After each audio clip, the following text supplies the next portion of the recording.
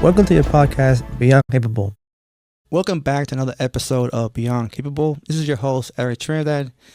Today we have a special guest today, Lance Morris, or Detective Morris.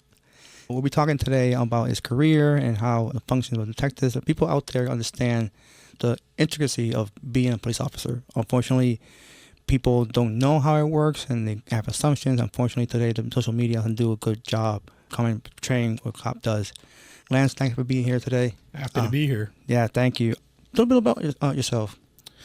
I was born in the area. I've lived here the majority of my life. I left Florida when I joined the Marine Corps right after high school. Okay. Spent 4 years in the Marines, 11th Marine Regiment out in California.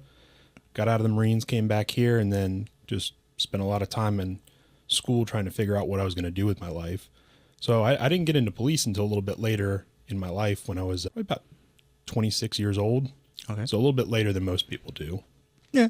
What was the gap between after the Marine Corps to being year-wise? When I first got out of the Marines, my first thought was I liked doing medical related stuff. My family was all in the medical field. My mom, my dad, my stepdad, my brother was working at the hospital doing IT work. So that's where I gravitated to at first. So I went to EMT school, paramedic school. I went to fire school. And by the end of fire school, I was working at a factory as a forklift driver. And I was actually making more money as a forklift driver than most firefighters do. Wow. And I was like, man, that's yeah, it's hard. Yeah, it made me reconsider my career path a little bit. Again, nothing but respect for firefighters and what they do. Hard job. It's a hard job, and they do not get paid what they deserve for sure. But just reconsidering things, the factory stuff just didn't work out for me. I need a little bit more excitement in my life, so I was like, okay, time to pick a career and stick with it. One of my good friends was like, hey man, why not be a cop? So I went and tried it out, and I love it. I love my job. It seems like you do. That's why I wanted to invite you here. We met only a few months ago, and you're a stand-up guy, to say the least. I appreciate it. I appreciate it.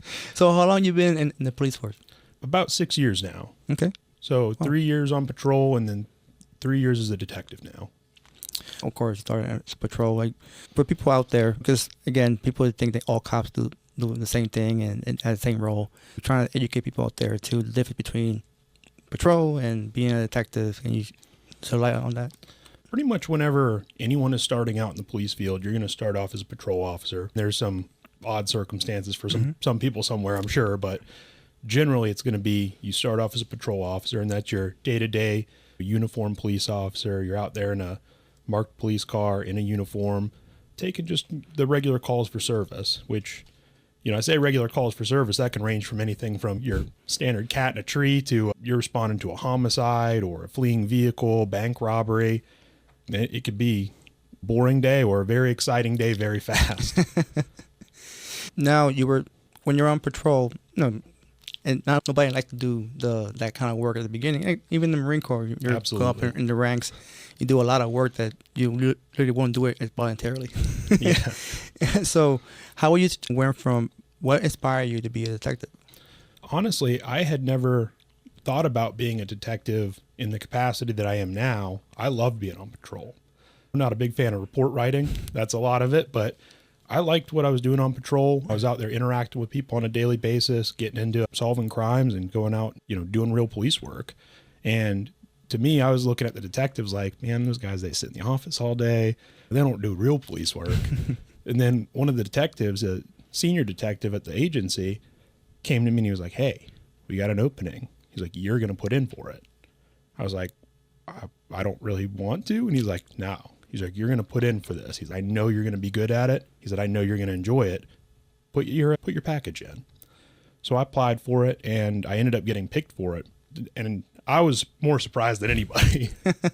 So, because a lot of people who had more seniority than me, who had been at the police department longer than me, they put in for it. And I was like, man, these guys, like, I know this person's going to get it or this person's going to get it. And when they told me I got it, I was honestly shocked. And they told me the reason why is like, hey, you show up every day, you've got a good attitude, you really put in a lot of work on the things that you do. And we look at that very positively, and we just think that this is going to be a really good fit for you. So I started that, and I really didn't know what I was doing. So when my first day as a detective, Me and another detective got promoted at the exact same time, and we'd been at the police agency for about the same amount of time too. First case we get thrown into is the week before, maybe a couple weeks before, there'd been a big double homicide. So that's the first case we start working on is, hey, everybody's working on this. Here's a task, go do it. And I'm out here by myself now and just right in the fire. Yeah. Wow. No uniform, in an undercover car. Hey, we're working on this homicide. Let's go solve it. And that's, what the very first thing was. So. Wow. So let me ask something, because you mentioned about how you saw the detectives and stuff like that. Being a Marine, I'm now a former Army myself. We have that kind of mentality when it comes to the officers. Mm-hmm. Is it kind of the same thing? Yeah, the detectives are usually older guys. At that time I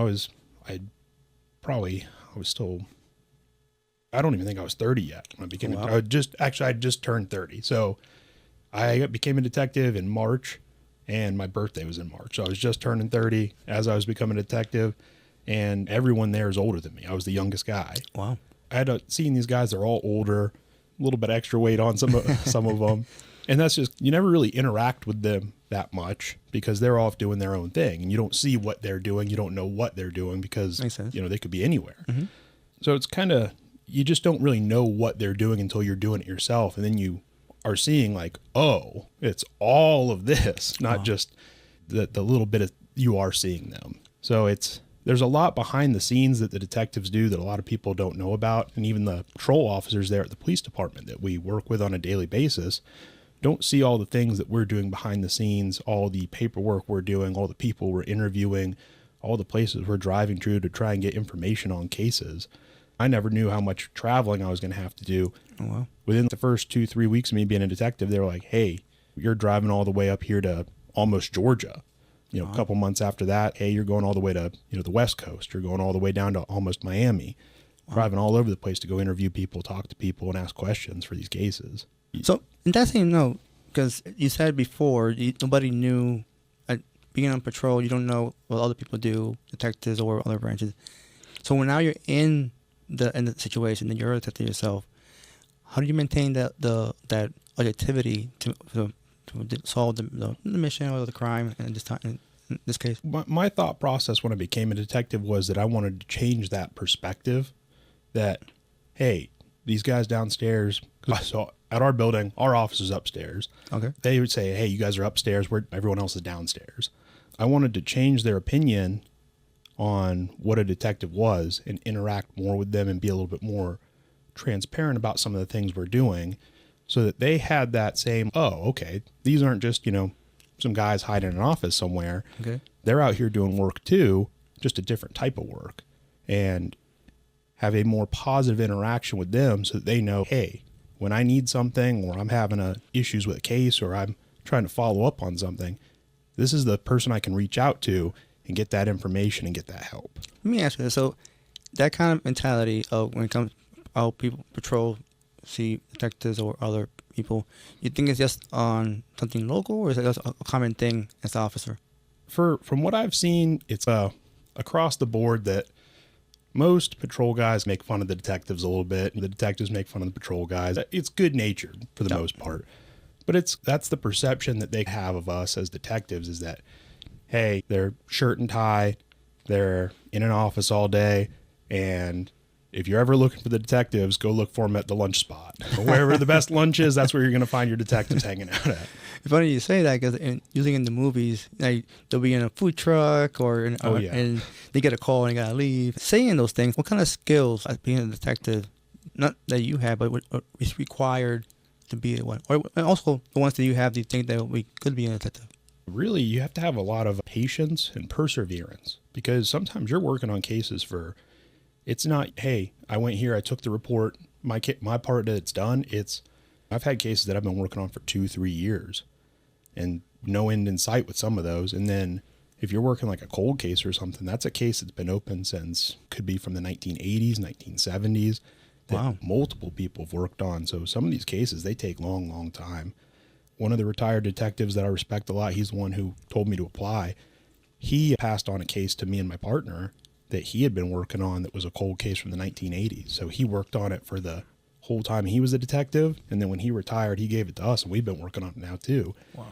And you got to be able to maintain your focus, but you have to be able to juggle at the same time all the things you have to do, because you're not working on one case at a time. You might have 10, 15, 20 cases, Wow. all different types of crimes all over the place. And you have to be able to focus on that one case, get something done with it, and then move on to that next case and keep everything spinning plates, so to say, all at that same time. And it can be a lot of work. I didn't know that it worked like that. I know people work on cases, but I didn't know that it makes a lot of sense why sometimes people overworked sometimes. It can be very different at different police departments. I was talking to a detective from Jacksonville Sheriff's Office the other day who works strictly on financial crimes. Okay. And he was telling me, like, they don't have very many detectives who do that there. It's 4 or 5 people for the entirety of Duval County. Wow. Just working on financial crimes. And that's a huge place. And it's there. So they have a lot of cases. I've talked to detectives 50, 60 cases at a time. And I'm thankful that I work in the area that I work in, that I only have as many cases as I have, that I can put extra time and effort into those. And, I still get burdened down by what I have, but I feel like I can give it a little bit more attention than some of the bigger areas in the state of Florida.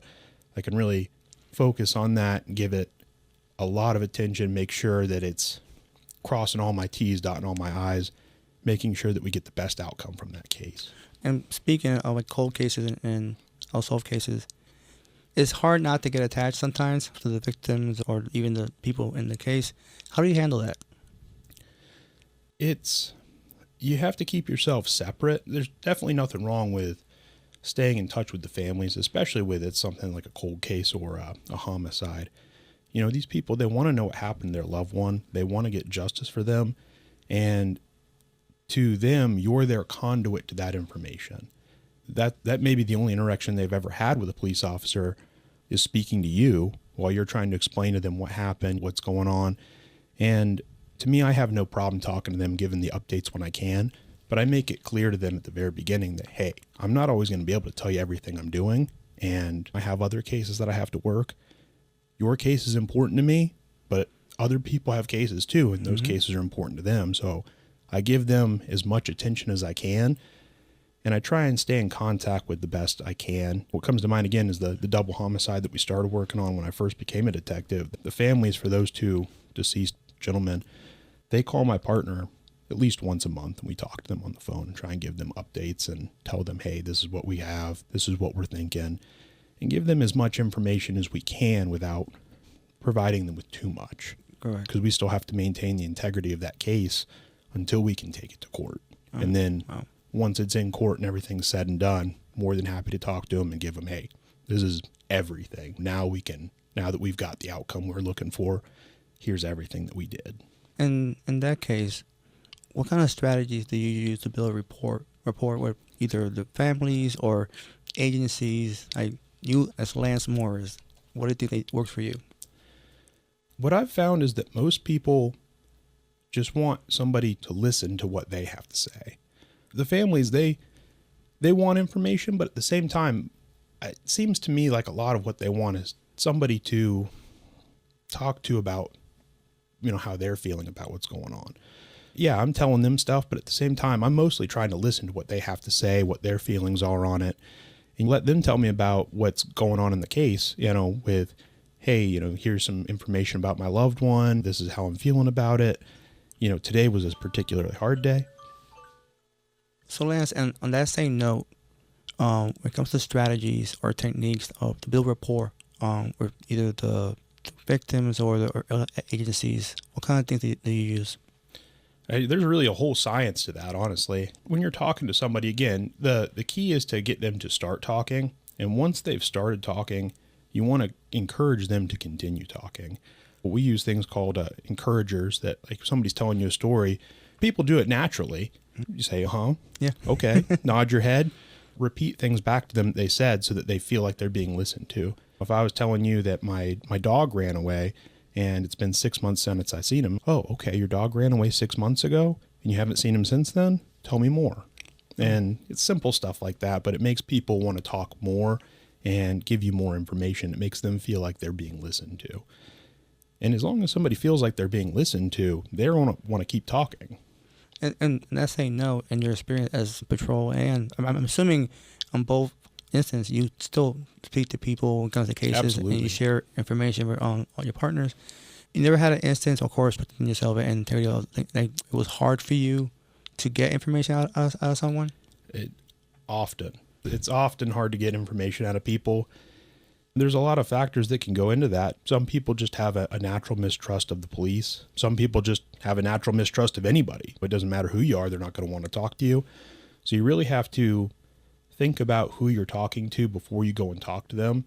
An example that comes to mind is that my partner, before he was a police officer, he was a missionary. So he's religious, educated. Sometimes when we talk to people, we're talking to a gang member. And the gang member's telling us something, and he gets almost preachy about it a little bit. Oh, you don't care that this person's dead, or you don't care that you did this crime. And it's not that they don't care, it's a different mindset to them. And you really have to put yourself in that person's shoes and understand the mindset of who you're talking to and why they did the things they did, why they've made the choices they've made, and how you're responding to them is really going to dictate how they respond to you. Being able to look at it and see it from somebody else's perspective has definitely helped me be able to talk to some people who otherwise might not have talked to me. And you mentioned before how people mistrust, unfortunately, police officers. Given today with social media and everything's out there, it's not, they don't get a fair share of good things that you guys do. Everything you go on YouTube, all you find is this guy did this and it cost him a lawsuit and all the negative stuff. How do you handle that when you encounter people, like they'll bring it up sometimes? How do you deal with that? The best way to fight against negativity is positivity. So I just try and maintain a positive attitude, and I try and let my behavior and how I interact with people speak for itself.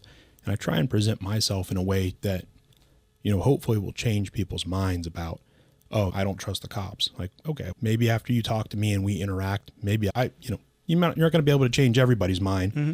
but if you can change some people's minds some of the time and give them a better positive outlook with a positive experience, overall it can give everyone a better positive outlook on the situation. What I'm hearing also is like it could be tedious work. Absolutely. And so sometimes you can burn out. And so what do you do after you're done working? And what do you do to decompress out of your day? When I get done with work, I definitely like to hit the gym. Me and you have that in common, background in powerlifting. We do. So powerlifting's, my main outlet. And then, I play a lot of video games and just try and relax at home. The biggest thing for me is when I'm done at work, I try and leave that all at work. I don't try and bring it home with me. I don't sit there at home and, okay, I got a plan for this case tomorrow. My case is still going to be at work when I get there tomorrow. I don't need to bring it home with me and stay up all night, thinking over and over again. Does it happen to me sometimes? Absolutely. It's going to happen to anybody, any job, where, your job is always going to be somewhat on your mind. But I try and minimize that as much as possible and just keep work at work. Detective Morris is Detective Morris. Lance is Lance. That's really smart. A lot of people, unfortunately, can't do that. We get too much invested into what we do. Like I said, any career Absolutely. can happen.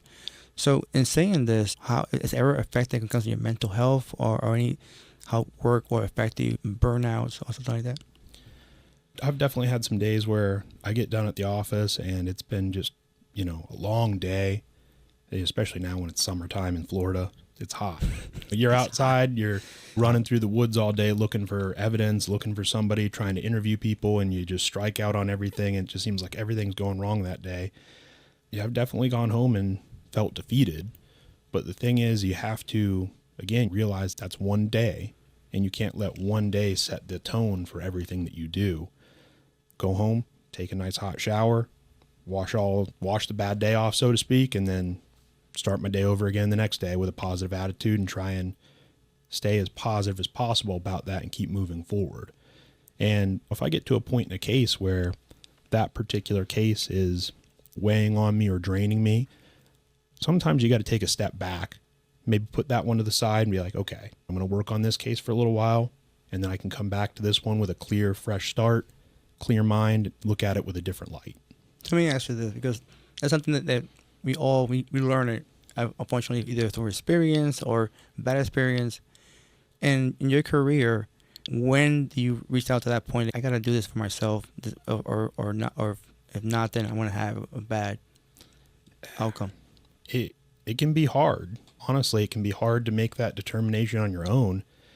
Having that self-knowledge is a good thing, but sometimes even you don't know when you're at that point, and you have to listen to the people around you. It was maybe about a week ago.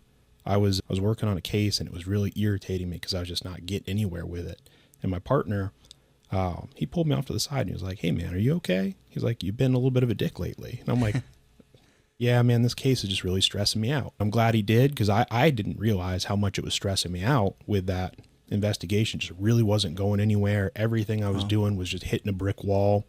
I just felt like it made me feel bad, because I'm like, what's wrong with me? Why can't I solve this case? Yeah. Why am I not getting anywhere? Just no progress at all. And again, I put it off to the side after he pulled me to the side, put the case off to the side, worked on something else for a few days, came back to it, positive light, and I was like, okay, now I can look at it in a different light. And that same day that I started looking at it again, got a break in the case, and things started moving forward again. So being able to listen to the people around you is a big thing. Having that kind of self-knowledge to look at your own behavior changes and see if you're going home every night and you're drinking a beer as soon as you walk through the door, that might be something you need to be aware of. Is that, hey, am I just, hot and sweaty and I need a beer to cool off? Or is it hey, I'm pissed off, I'm down on myself, and I'm having a beer because that's the only thing that's going to make me feel better? And Do you say that's common in some officers? I think that alcohol use is definitely a common thing, and I try to limit my alcohol consumption as much as possible. I love having a nice cold beer as much as the next person, but you have to really look at it and know that difference between, am I drinking to have a drink and chill out, cool off, or is it, hey, I'm drinking because I'm needing to drink at this point? Yeah, I can't remember who I was listening to the other day. It was another podcast, and the guy was talking about, I've seen alcohol go from having a beer every once in a while to full-blown alcoholism real quick and ruin people's lives. So you really have to be self-aware with what you're doing, what you're putting in your body in regards to that. So like I mentioned before, having that awareness, and you don't just one day wake up and have it. So in your case, what led you to get to that point that what I'm doing or not doing is affecting me? What was happening in your career that made you get to that point? I want to say it was honestly probably being in the Marine Corps really enforced that for me, having that self-awareness and that self-discipline to be able to take a look at yourself and inventory the things that you're doing and what you can do better, and knowing what your limitations are and working within those limitations and trying to expand them. It's definitely something I learned from the Marine Corps and that I learned from going through EMT school, paramedic school. There was a girl that I went to fire school with. She was a tiny girl, and she would be one of the first people to tell you, like, hey, look, this is a 200-pound dummy. I weigh 90 pounds. Like, I'm not going to be able to drag that dummy very well. But I know I can fit in this tight spot over here and crawl through these wires better than you can, because you're 6'3", 200 pounds. And even though she had some limitations because of her size, she didn't let that affect her negatively. It was, hey, look, I know what my limitation is. Help me out here. But at the same time, I'm going to do my best to overcome that and work within what I have. But I do agree that it might take a level of maturity to get to that point, to say, you know what, I can't do this. However, let me ask for help. Absolutely. And I think that's something that's really hard for a lot of people, that being able to ask for help and realize that you're at a point where you might not be able to do something on your own. And to me, that's something that my detective team is really good about, is if we're at a point with a case and it's, hey, I know I can ask my partner, I know I can ask the guy who sits behind me, hey man, can you take a look at this and what do you think? Where do you think I should go from here? Do you have any ideas for me? Sometimes we'll get a case and it'll be assigned to one person, and as soon as that person gets handed that case file, they're telling us like, hey, this is what I'm seeing, and we're all working on that case together before anyone even asks for help. Somebody's like, hey, I'm searching over here on this for this stuff. Oh, hey, I found this person. I know that they're related to this person and they've, done crimes together in the past. Let me get their information for you. Oh, hey, I pulled up all these old reports that are same type of incidents. Maybe these are related.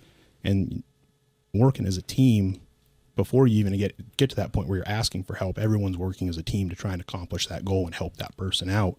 Even though, do they need the help? No, but it's that just inherent teamwork that you get from working closely together with people. It's just natural to us that, hey, as soon as somebody says something like, okay, hey, I'm helping you out with this. One thing when I hear you talk, and you mentioned about the Marine Corps, I think being a veteran myself, that influences a lot in your work ethic. And teamwork is something that's engraved in us when you're in the service. So it's a good skill to transfer when you're a police officer. Because you were mentioning it before that how you will have a case and your other partner will have something that, hey, this might help you out because I worked with this guy before and stuff like that. But when it comes to other agencies, how difficult that can be or frustrating or how... Oh, you took out. Let me know. With other agencies, definitely a major part of being a detective. On a daily basis, almost, I'm reaching out to another agency, whether it be a federal agency, another local agency, all the way up to the state level. You really have to work with a lot of people, from the state attorney's office, the victims advocates, Department of Children and Families. Everybody has to do their part to solve these cases. And sometimes that's the only way you're ever going to be able to solve a case. One that comes to mind for me was I had a series of car breaks where a group of people was going around, they were breaking into cars at golf courses, stealing people's credit cards, and then they were using the credit cards to buy gift cards. And they were doing all this during a golf tournament so that they knew they had hours while the golf tournament was going on to be able to go max out these credit cards and buy as many gift cards as possible. The two suspects ended up being, I think they were from Venezuela, and they're here illegally. They've been deported multiple times. They had a pretty significant history, and I was able to track them working with other agencies all the way from Miami Beach to Tennessee. And then the female ended up getting picked up in Jacksonville. The male ended up getting picked up in, I want to say, Minnesota. Wow. So I had to work with ICE to get their FBI numbers that were assigned to them from their prior deportations, fingerprint cards to identify them positively, tattoo sheets. I had to get video from Miami Beach Gardens. I had to get video from Tennessee. I had to get Jacksonville Sheriff's Office to work with us so we could go interview the female while she was being housed there at their jail. And I ended up being able to get the whole case solved, and the information that I was able to gain, I could pass on to those other agencies that were along that route that they took. And it ended up closing out a lot of different cases in a lot of different areas in multiple states. Let me ask you, of course, as a cop, sometimes people do things and you're like, but if you didn't do this, what happened? In that same case, like, why would you leave your credit card in the car? I don't understand why people do that. I've worked cases before where they've left a Rolex in their car at the gym parking lot, and they're like, somebody stole my $20,000 Rolex. And it's, yeah, man, like, you left it in your car in the cup holder. Yeah, oh wow. It's like when people leave their guns in their cars overnight, and then car breaks happen, they're like, well, my gun's gone. Yeah, don't leave your gun in your car. Like, lock. It's amazing to me how many people don't lock their cars at all. Wow, that's true. I don't lock my car. If you don't have anything of value in it, yeah, no big deal. But there's people who leave laptops, guns, their wallets, their keys in an unlocked car. And that's honestly, very rarely do we have car breaks where the people are breaking into the car. It's almost always an unlocked vehicle. Oh. And I've even had gone through the neighborhood, interviewed people about the car breaks, and walk up to a guy and I'm like, I know you. And he's like, yeah. I was like, you're a cop. Oh my God. Yeah. I was like, you didn't lock your car, did you? No. He's like, I feel like a dumbass because every time I have to deal with these car breaks, I'm like, oh, these idiots, how do they not lock their cars? And how do they leave their stuff in here? And I did the exact same thing. Oh, wow. So in that note, when you have a case as a fellow officer, like, how do you deal with that? I treat them the same way I treat any other victim. The way that I was told was treat that victim how you would want one of your family members to be treated. Okay. Imagine that's your mom who's the victim of that crime. And how would you want her treated? How would you want it documented? How would you want this crime scene processed if it was mom or your sister or your brother? I try and always treat people, especially the victims, to the best of my ability. like they're one of my family members. And that's what always in my mind, like, okay, am I doing the right thing if this was my mom that was in this situation? So, in that same note, what are the common misconceptions on being a detective that you know of? People think because you're a detective that you're going to be able to solve every single case. And unfortunately, as much as I'd love to be able to, I'd love to be able to live up to that reputation, sometimes it just doesn't work out that way. Sometimes the criminals just do get away with it. Not as often Correct. as they would hope, but sometimes it happens. And when I have to close out a case without being able to solve it, that's probably what weighs on me more than anything. It bothers me. Like, that criminal, they got away with it this time. But what my partner always tells me is, hey man, we can always get them the next time. They're not going to stop just being criminals overnight. They're going to do it again, and they're going to mess up. And just because a case got closed today doesn't mean we can't reopen it later on when we get new information. And I've had that happen before for sure, where we had like a string of burglaries or something like that, aren't able to figure out who did it.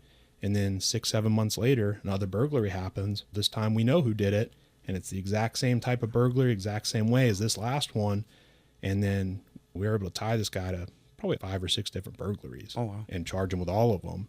And prior to that burglary that he committed that last time, he'd gotten away with all those other ones. Your luck only lasts so long. So when you deal with different kind of cases, different kind of people, what is the one population you have an issue working with? Or cases like or crimes that might affect you more than others? Like, as for crimes that I personally dislike to investigate, anything that has to do with moving money online, you know, when people do like Zelle payments or cryptocurrency, I don't like those cases. It's very tedious. It's a lot of reading bank records and applying for bank records from banks and dealing with getting subpoenas and getting warrants. And then you get tons of files and you got to go through every file, and you're sitting there making spreadsheets and highlighting stuff like, okay, here's this money. It was deposited on this date. It was transferred to this person, and then that person transferred it over here. And then Wow. It's A lot of work. It is. And unfortunately, a lot of the time, those types of financial crimes where the money's being kind of money muled around, those are the ones that tend to go unsolved, because after that money makes so many jumps in one place, you know, it could end up anywhere. You know, we've had it where we've traced the money 3 or 4 times, and then it ends up in Africa or the Middle East, or, you know, somewhere in Europe or Asia. And once it's over there, it's really nothing we can do about it. And so I'd love to be able to help you, but I can't, you know, go outside the country to try and get your money back for you. So, and now that we have crypto, that makes it harder? Crypto definitely makes it more difficult if you don't understand how cryptocurrency works. And there's definitely a lack of knowledge concerning that, and it can be very complicated. Luckily, we have a guy that we work with who's very talented at it. He can track it very successfully. Oh, wow. So he's had a couple of cases where large quantities of money were turned into cryptocurrency. He was able to find that cryptocurrency and have it frozen as an asset before it was being able to be taken out of a crypto exchange. Wow. And was able to get people their money back. So he's getting really good at doing that. Again, it's new to a lot of people, and 5-6 years ago, you really didn't get many cases with cryptocurrency. But now it's a regular thing. It's a common thing. And it's a favorite way for scammers. They get these old people and they convince them like, oh, you need to pay us. We're the IRS. Pay us this money that you owe us in cryptocurrency. Otherwise, we're going to come and arrest you. And I feel bad for these people that it happens to them. And everyone thinks in their own mind, like, oh, it never happened to me. Oh, I'd never get scammed like that. Like, how dumb do you have to be to believe that the IRS? And then it happens to their mom or their grandpa or their grandma or their sister or brother or something like that. And sometimes these people are just really lonely. And this person is preying on their loneliness to take advantage of them and convince them to do things that they wouldn't have normally done. I had a lady who she spent her entire life as an accountant. Very smart lady.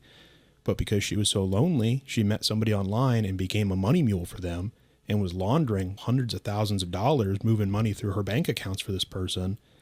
And she was an accountant. She knew exactly what was going on, but she was lonely, so she was doing it out of loneliness. She wanted that connection with somebody, and they were preying on that. Luckily, because she was an accountant, she kept meticulous records of everything she did. So we were able to get those records from her, give them to the Secret Service, and get that taken care of. Wow. So on that same note, I was thinking sometimes there are cases that are hard to deal with because the nature of it. Yeah. And in your case, and in your years being a cop and now a detective, what are cases that, like, emotionally or mentally, that it can be a burden to you?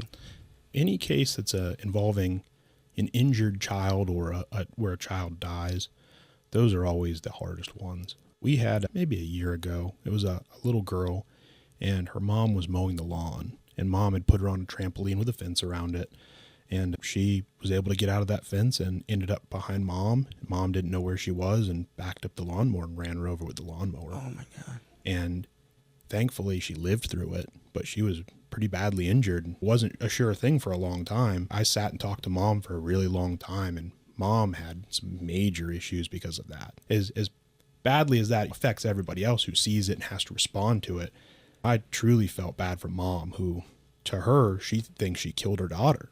And while it's completely an accident, that's the worst day of her life. So I did everything I could to try and make her feel better about what had happened. And a lot of people make bad comments and stuff like that. Oh, how could you possibly do that?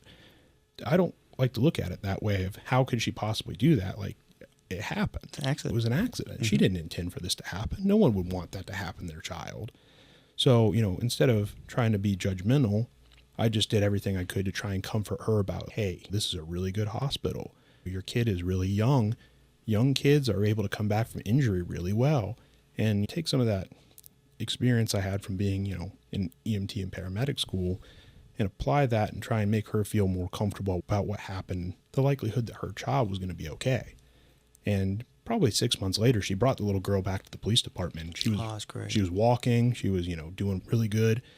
There's going to be some scars and stuff like that, but she's going to live a long, full, happy life. So, how you feel when you saw her? Oh, I definitely teared up a little bit. I would too. It was an amazing thing to see her and see how well she had recovered from that.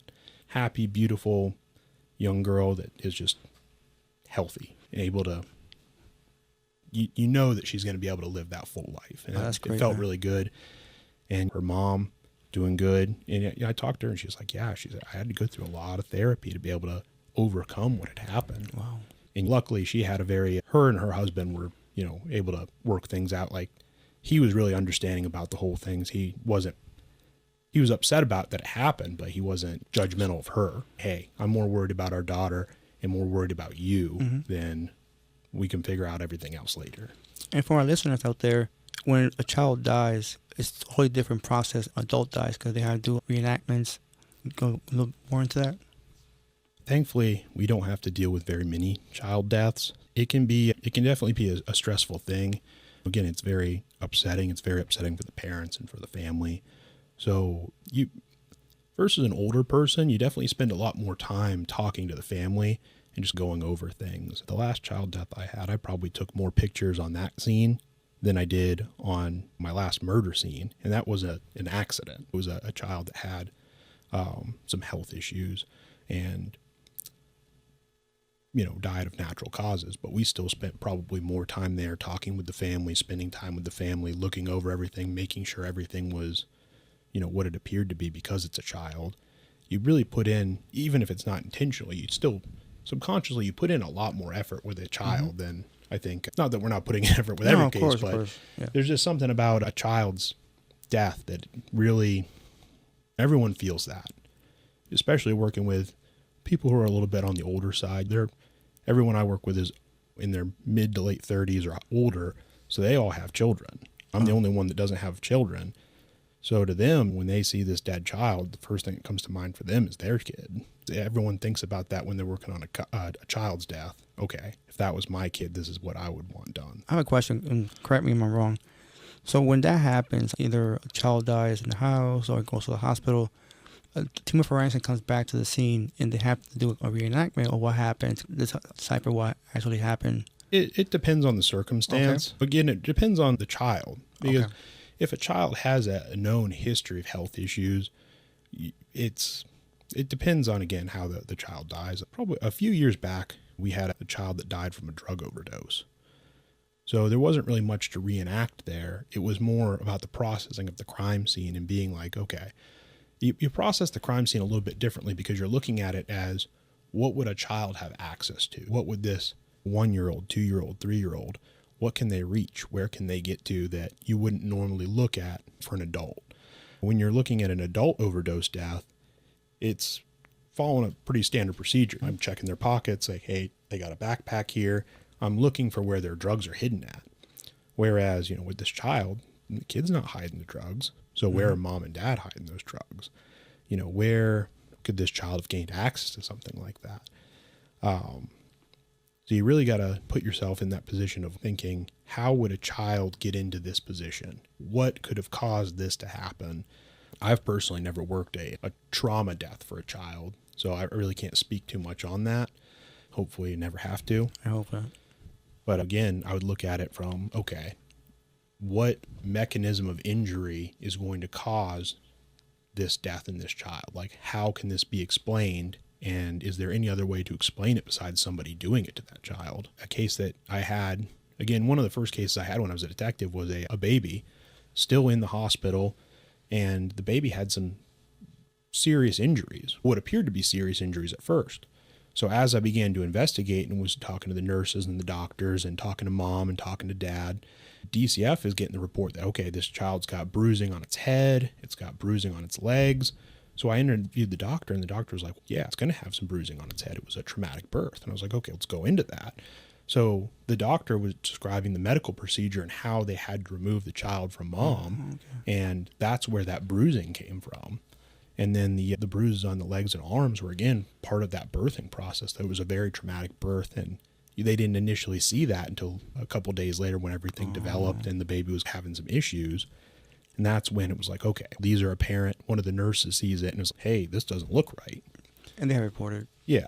So we got to investigate it, but we don't know what's going on until, luckily that doctor was like, oh, absolutely. I remember this one. Like, that was a very traumatic birth, and was able to explain those injuries to us, because it's looking like the only person who has access to the baby is mom and dad. And here's a baby that's brand new, just born, covered in bruises. Going back to that case that you mentioned before about the child overdosing, I'm not a lawyer or anything like that, and law related. What would be, is there any charge to the parent? 'Cause it's an overdose. I'm assuming it's a legal drug, so how that goes? They could be charged with the possession of the drugs, charged with manslaughter. Again, the law changes on a pretty regular basis. Just now in July, I think it was like 200 and something new laws went into effect in Florida. Wow. In the past few years, the law concerning overdose deaths has changed. And now it's, if you are part of the supply chain that supplied the drugs to that person, and those drugs were part of the cause of death, you've basically committed murder. Wow. Drug dealers are now getting, if people overdose on their drugs, and you can tie and say that, hey, this drug dealer supplied this drug to this person and that drug killed them, they're getting charged with first-degree homicides. I believe, if I'm recalling correctly for that case, it wasn't one that I worked on, it was one my partner worked on. I believe the mom ended up getting 15 years for manslaughter, and the dad died from a drug overdose before he could go to court. Wow. Yeah. Irony. Yeah. Sometimes you get justice in odd ways. Yeah, I agree with you. And if somebody either wants to be a police officer, or somebody who's already a cop wants to be a detective, what would be things that you would give them advice? As for becoming a police officer, you want to definitely try not to speed. That's probably one of the biggest things that we see that disqualifies people, is a lot of tickets, traffic tickets. Okay. But beyond that, go to whatever agency it is you want to work for, ask for a ride along. Go ride with them for a day and see what it's like to ride in that police car and actually experience kind of some of that stuff firsthand and see if it's something you're really interested in. Beyond that, talk to some cops, see what they have to say about it, find an agency that seems to fit you and your life goals, and then go to the police academy. As for people who want to become detectives, I talk to our younger officers all the time because they ask me like, hey, how did you do it? And I tell them the same thing. You got to write good reports, because that's one of the biggest things you're judged on before you become a detective at our agency, at least, is the quality of the reports you're taking and the quality of the reports you're writing. If you can't write a report, For something simple like a shoplifting, we're not going to trust you to write a huge report for a murder or a kidnapping or some multi-jurisdictional fraud ring or something like that, where, a lot of the patrol guys, they're writing maybe a report that's 1, 2, 3 pages. I've written reports that are 25, 30, 40 pages sometimes. My partner just finished a report for a big multi-jurisdictional case that was 50 pages. Wow. So it's a lot of writing, and you have to write it so that everyone can read that and understand it. So the report writing's a big thing. I always tell them, make sure you're writing good reports, follow through on your cases. So if you get a case and somebody tells you like, hey, I think so-and-so was involved, instead of just writing it up and passing it up the line to the detective to investigate, go talk to that guy, see what he has to say. Look into that a little bit further, like gather evidence, do as much in that case as you can to advance it as far as you can with the resources that you have available to you. And beyond that, making good arrests, because it's not hard to find somebody with some drugs on them and go and arrest them. Making sure that arrest is going to have a successful conviction is the hard part.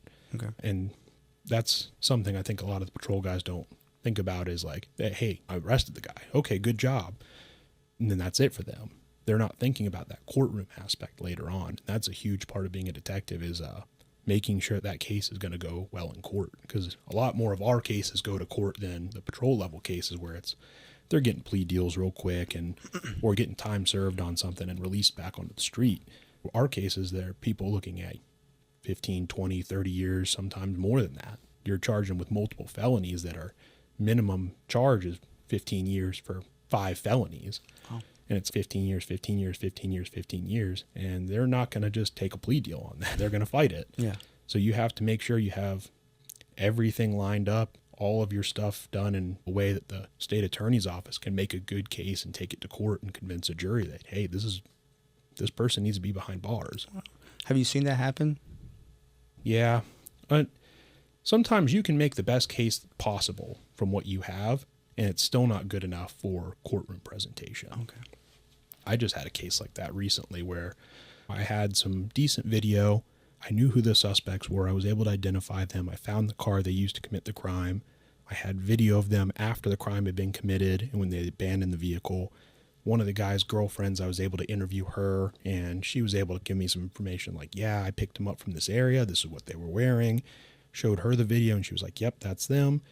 But there just wasn't enough evidence to tie them to the crime. Okay. I had the before, I had the after, and the state attorney's office was like, hey, you made a really good case here. Like, most people wouldn't have been able to make anything out of this, but there's just not that extra little bit for us to take it and show a jury, and a jury say, beyond a reasonable doubt, 100%, these 2 guys are the ones who committed this crime.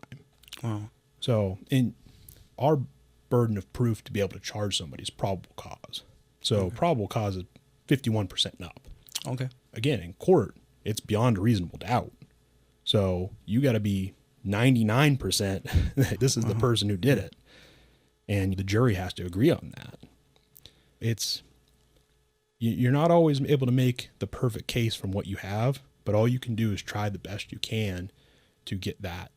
And think about it from a jury perspective. Is what you have good enough to convince a jury that this person 100% is guilty, that there's nobody else who could have done this, there's nothing else that could have happened, there's no mitigating circumstance to this, that this is the person and they did this crime?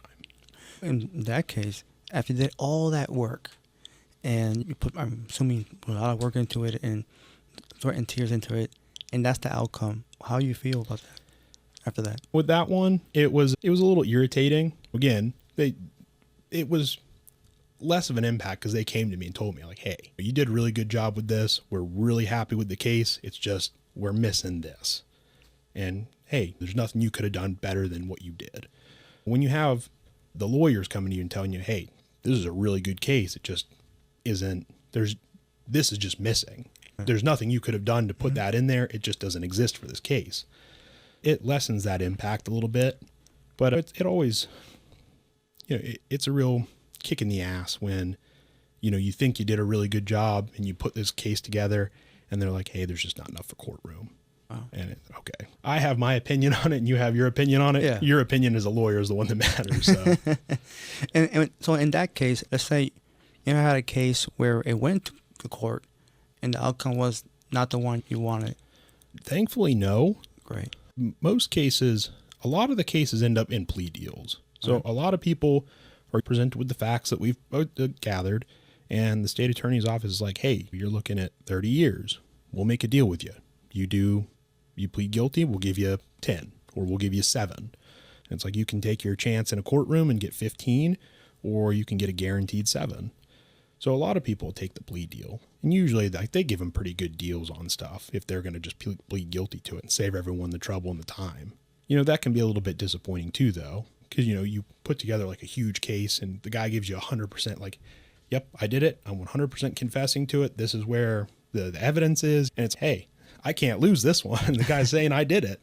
And they give that guy a plea deal for 4 years or something like that. And it's like, the crime he committed, the minimum that he would have gotten is 15 years. Wow. And it's, So you get let me ask you this, because it must bother you that happens after all that work in knowing the guy's guilty and he gets basically a slap on the wrist. It does. Luckily I work a lot of property and person crimes where somebody's house was burglarized or they themselves are the victim of the crime. And those ones, because there is a real victim, the victim kind of drives a lot of that. So you'll get harsher punishments for stuff like that.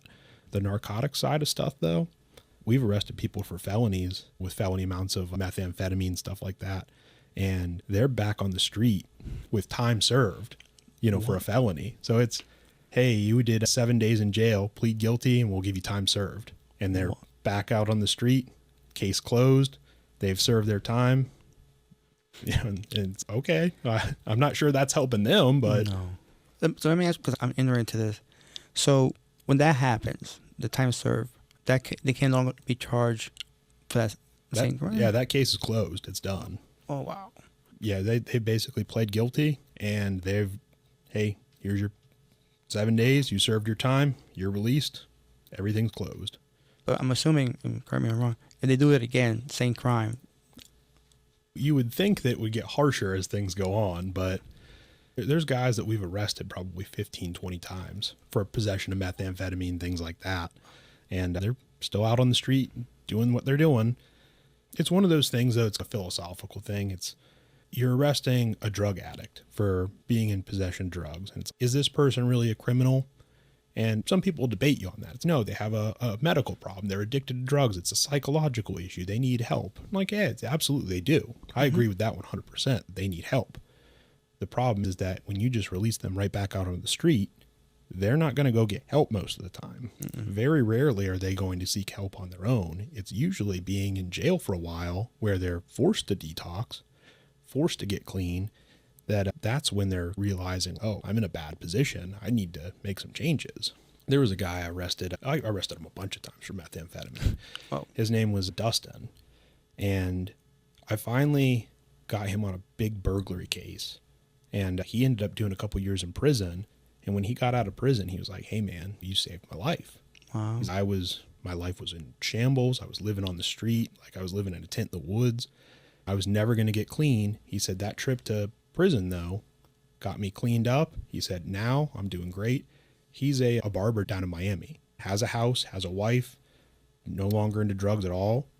Hasn't been arrested or in any trouble since then. That's great. It's a couple years now. Sometimes arresting somebody is what's best for them, and people don't realize that. They're like, oh, it's a punishment. Well, sometimes you need to be punished for the things you've done to learn that lesson and to get you into position to be able to make a recovery. Do you think it's a punishment or a consequence?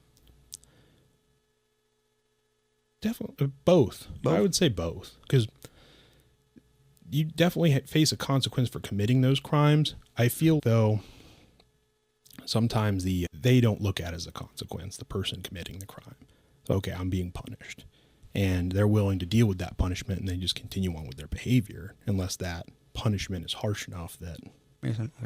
Yeah, there's a lot you can get into philosophically with the whole thing with arresting people and with drugs involved and stuff like that. The thing I tell people, too, when they ask about drug addicts getting put in jail, They're a drug addict. They need help. Absolutely they do. Their habit, though, if they have $1,000 a week crack habit or $1,000 a week meth habit, which a lot of these people do, how do you think they're making that money? Like, they're not going out and working a job. They're not holding down a 9 to 5. It's because they're stealing. So a lot of your property crimes are committed by people and are fueled by that drug addiction. So if you get that person off the street, there's a kid that I can think of right now off the top of my head that every time we lock him up, our thefts and our burglaries go down. Wow. The whole time he's in jail, like, you can see a significant dip in crime in the area where he's at. That's crazy. But again, sometimes that's all we're able to get them on is those narcotics related cases. They serve the time that they serve, and then they get right back out and go back to committing those property crimes. And it's with the property crime, some of the time the biggest problem is trying to get the victims to stay on board with prosecution. Okay. Because they look at it as, this guy stole my bicycle. Okay, we got your bicycle back. We found him in possession of it. Okay, cool, I'm good. And it's, I'm happy you got your bike back, and I'm not trying to pressure you into doing something here, but he's going to just go steal more bicycles because he's not facing any sort of consequence or punishment for what he did. And he's got to go steal bicycles to go feed that crack habit or heroin habit. That could be a little bit Let me ask you this. You got disappointing. Yeah. Even though you guys work all for the same purpose, something you see a disconnection between the Justice Department or courts and police departments? Yeah, because the state attorney's office, the way they're working is they're judged on based off of convictions.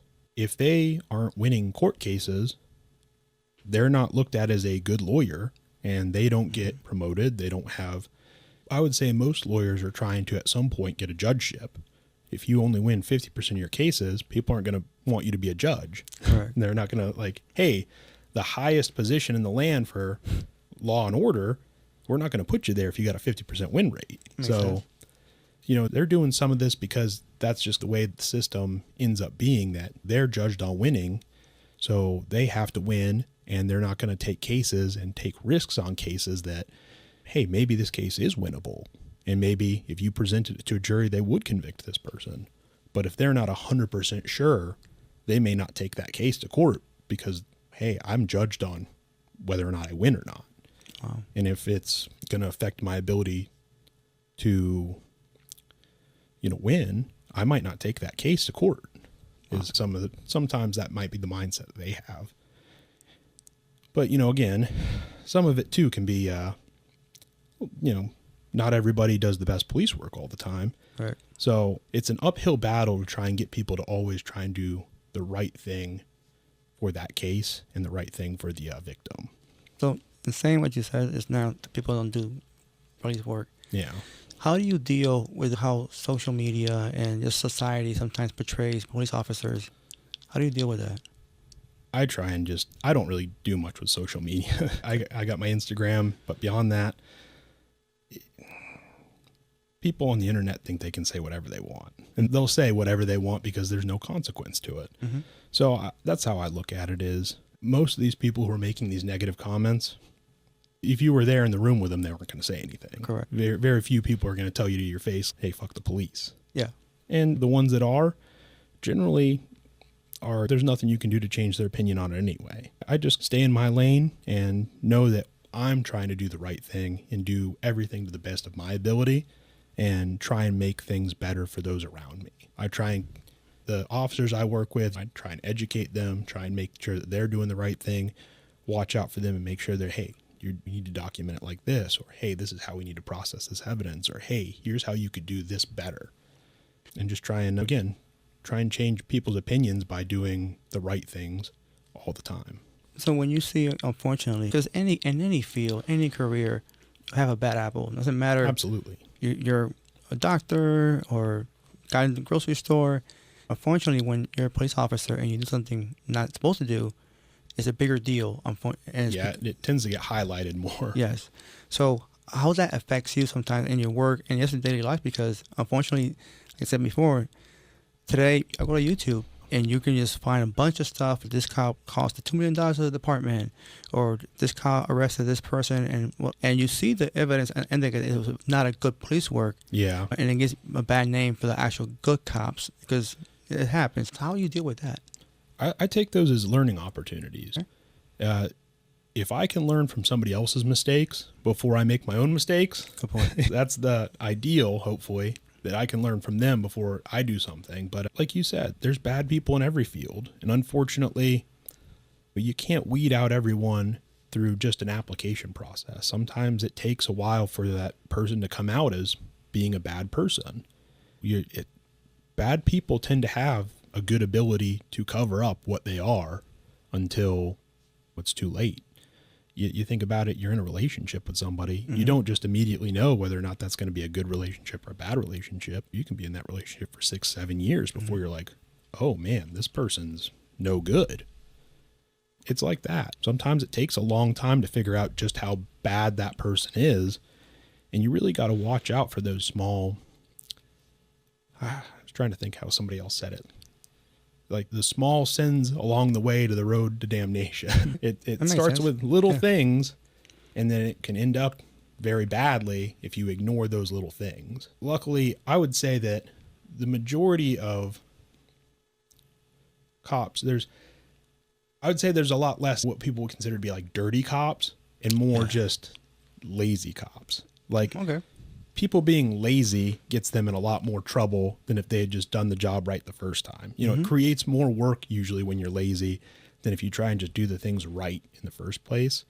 Again, I've never personally seen somebody do something that I would consider to be like, oh, this guy's a dirty cop. And if I did, it'd be like, get this guy out of here. I don't want to work with that person. They shouldn't be here. If you're committing crimes, you need to go just the same as the criminal does. Thankfully, I've never been put in that position where I'm like, hey, what you did is like absolutely 100% illegal. We need to get rid of you. I've definitely seen some stuff where guys from either ignorance or from lack of experience have made mistakes that have caused issues. And sometimes that's part of it, is just like regular people aren't educated necessarily about what it is the police do and about the law. Some cops just aren't as educated as they should be. And I think more education and more training definitely helps to prevent that a lot of the time. So let's say you had the opportunity to do the hiring process of new cadets, what would you do to make it better? Unfortunately, there's really not much you can do to make it better. Again, you're filling out an application just like you would at any job. You're reading the application and talking to this person. We weed out a lot of people through that process. We do a lie detector test. We do a pretty intensive background investigation of these people, and we talk to their friends, their family, co-workers, places they've worked at previously. And honestly, a lot of them weed themselves out just through the interview process and talking to them, where they'll tell you things like, you look at their application and hey, I've never done drugs. I've never had a speeding ticket. And I pulled up your driver history and you've got 7 speeding tickets right here. And they're like, oh, I didn't mention those on there because of this. So just that normal background check stuff, the stuff we're doing already is getting rid of a lot of people. The problem is that if you are a somewhat well-adjusted human being, you have a high school diploma, you don't have any tickets or anything like that, you've never been in trouble, you've never been arrested, and you can talk decently, we don't have any reason to say that you are good or bad. We don't know yet. Unfortunately, there's no magic wand we can wave and say, yes, evil, good. That'd be cool. Yeah, it would be really helpful. It really helpful. It'd make my job a lot easier. But again, like I was saying, sometimes it's just that it takes that time dealing with that person to realize that, hey, this is not the person for this job, or something's wrong with this person. We need to get them out of here. And you don't necessarily realize that until sometimes it's too late. It's not too late. And again, you look at it with relationships. That's how we get a lot of our murders. Unfortunately. People are in a relationship and they are with somebody and they don't realize until it's too late that person is not of sound mind, or they're not a good person, or they're just a really evil person. Yeah, the one that comes to mind to me is, again, the BTK killer. Until the day he got arrested by the police, everyone thought, hey, this is a nice church-going guy. Yep. Everybody likes him. He's a pillar of the community. And then you find out what he was doing in his spare time. Yeah. And everyone's shocked. Nobody ever expected that of that person. Sometimes it's hard to figure out who the bad people are until you know for sure that they're bad. Mm-hmm. It can be really hard. So let me ask you this. After everything we discussed here and everything that you go through every single day as a detective, what motivates you to do it every single day all over again? You know, what motivates me the most probably is that what comes to mind is what they say, again, something big in the military. If not me, then who? If I'm not here doing my job, who's going to do it? If I'm not looking into these cases, investigating, who's going to do it? And I think that's a big thing that society doesn't think about a lot, is that a lot of people don't want to do this job. A lot of people don't have the ability to do this job. And thankfully I do. And thankfully I've been fairly good at it. And I look at my cases and I think to myself, if I can make a difference in at least one person's life and positively impact their life and get them out of a situation that may have ended horribly otherwise, hey, that's a career for me. Save that one life. If I can save one life, my career is worthwhile. At the beginning, you mentioned that I think out of the Marine Corps, you did all these odd jobs and went to school to do EMT and the fire department, and now you're a detective. And looking back at all your experience, do you think you did the right call? I think so. I definitely feel like I'm in the right place right now. This is where I need to be. I think I'm doing the right thing for me. And I think again, it's a job that I wake up in the morning and I love what I do. I'm happy to go to work. Even days that I have to stay late and do extra stuff, I'm not upset about it because I know that I'm doing a worthwhile thing. And sometimes it may not feel like that, but it's a quick reset for me from being down in the dumps about the job to being like, okay, this is a good job and I'm doing a good thing for everybody. I'm grateful for the fact that you think that way. And I wish that not only in police department, but anybody else in their careers will think that way, because they will make a world a better place. Absolutely. Unfortunately, you don't live in a perfect world, but it's good to dream sometimes. Yeah, absolutely. Yeah. If you had a chance to talk to our listeners when it comes to, I don't want to say advocating for police, but any advice or any thoughts that you can bring out to there that might help just change people's perspectives on police officers today, what would you say? Police officers are just people like everybody else. Some of them, most of them are good people. They're doing a job and they're just trying to make it through their day and get home to their families just like everybody else is. Again, sometimes you're going to run into an asshole, but that's in every career field. Mm-hmm. You work at a restaurant, there's going to be that server you work with who's an asshole. You work at a hospital as a nurse, there's going to be the nurse who's an asshole. Mm-hmm. Again, unfortunately, there's some asshole cops, and it seems like a lot of people run into that asshole cop, but not everybody is like that. And again, just like you have a bad day, sometimes we have a bad day. And I know I've been a bit of a dick to somebody sometimes too, because I'm having a bad day. Mm-hmm. And I try my best to keep my internal emotions to myself until I'm by myself and can deal with that. But again, some people just can't do that as well as others, and don't always judge somebody based off that first impression. Again, sometimes maybe you're having a bad day and you run into that cop, and your own emotions can affect how you're perceiving them that day as well. Again, don't ever judge a book by its cover. Don't ever judge somebody strictly based on that first appearance. Unless you get a chance to know that person and know what's going on, give them the benefit of the doubt. I try and do that with everybody. I don't assume that everyone's bad just because they end up in handcuffs with me doesn't mean that they're a bad person. It means they made a bad decision. So I like to give them the benefit of the doubt that, hey, hopefully you've learned from this and you can spend the rest of your life doing the right thing. Don't let one thing affect your entire outlook on life and your entire life going forward. Well, I like you said that, because we all make mistakes in our lives. Absolutely. Some of them is bigger than others. Some of us learn from it and don't repeat our issues. And since the beginning of history, we always have criminals. Yeah. And always have people who enforce the law. So it's not a new thing that just happened overnight. And it's an admirable career. Like you said, not everybody can do it. And same thing being a service member. Absolutely. It's 1% of the population, something like that. And again, a job that not anybody can do it. So it takes a special person to become a police officer and be a good one at the same time. And sometimes you might try it and not be your career choice. Yeah. And it's up to you to like, you know what, I need to do something else. I've definitely had some trainees go through, and they're all about being a police officer until that first week on the job, and they're, oh, but this is not what I thought it was. What I would recommend to anybody is go do a ride along with your local police department and see what it's like for that officer on that throughout that day. Take that day with them, and you're going to see, again, what a lot of people say is it's the front row seat to the greatest show on earth. And you're going to see some things. Yeah. I remember doing my very first ride along with the police department I work at. And we went to a motel where a guy was calling the police because, hey, this guy threatened me. Why did he threaten you?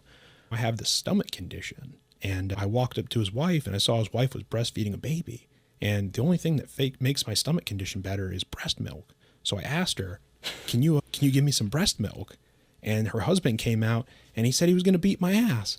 And he's like, I don't understand what I did wrong. He's threatening me, chasing me all around the place. And it's like, what? Like, you just walked up to this lady and asked her for some breast milk? Wow. Yeah, sure. Go ahead. Yeah, man, I'd be chasing you, want to beat your ass too. Wow. So you hear a lot of things, and it's up to you to decide, you know what, this is something I can do or I want to do. And it's like anything else. Lance, I'm a vet myself, but I've never been a cop. And I wanted to bring you here today because a lot of people don't have the knowledge or have a misconception what police officers are and detectives are, or what they do, what they can't do.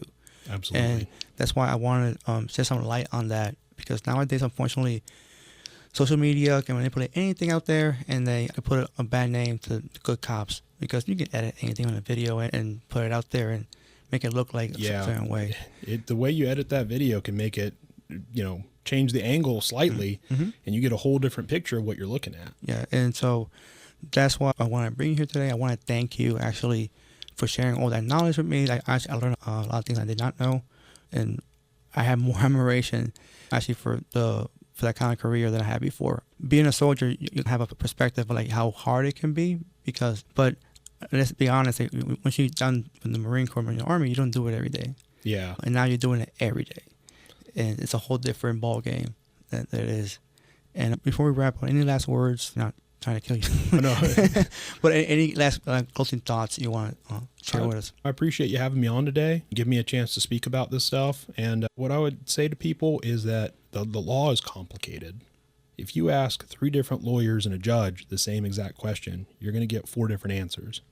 So what I would recommend to people is, before you say that something is wrong, try and look into it yourself, think about things, and try and look at the law and learn it.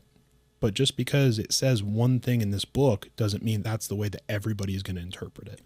Just be aware of how complicated this can be sometimes. As I think what a lot of people don't understand is how complicated the laws in the United States are, how complicated the law in Florida is, and how often these things change, and just how tricky some of this stuff can be.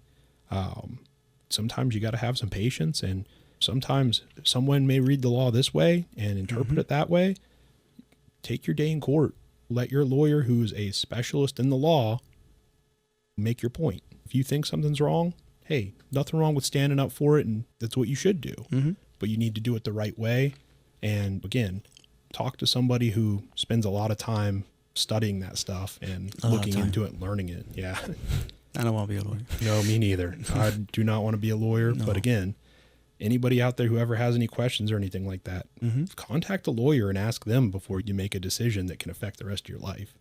Yeah, sorry to cut you off. No, it's okay. I was going to say that's great advice, because unfortunately we live in a society that we want like instant gratification, so we don't think things through when we do them. Just want to just do them, and then we have consequences after that, unfortunately. Lance, thank you again. It was really informative. For our listeners out there, like I said, you have any doubts, just go to your local police department and ask questions, or just take a minute to take a minute to understand that this is not an easy job. It's not an easy job. And again, not everybody can do it. Everybody can do it. So I once again thank you for your time here. It was been an amazing conversation. People out there, our listeners who are listening to us, thank you for tuning in as another episode Beyond Capable. Don't forget to like, subscribe to our channel, and I'll see you next time.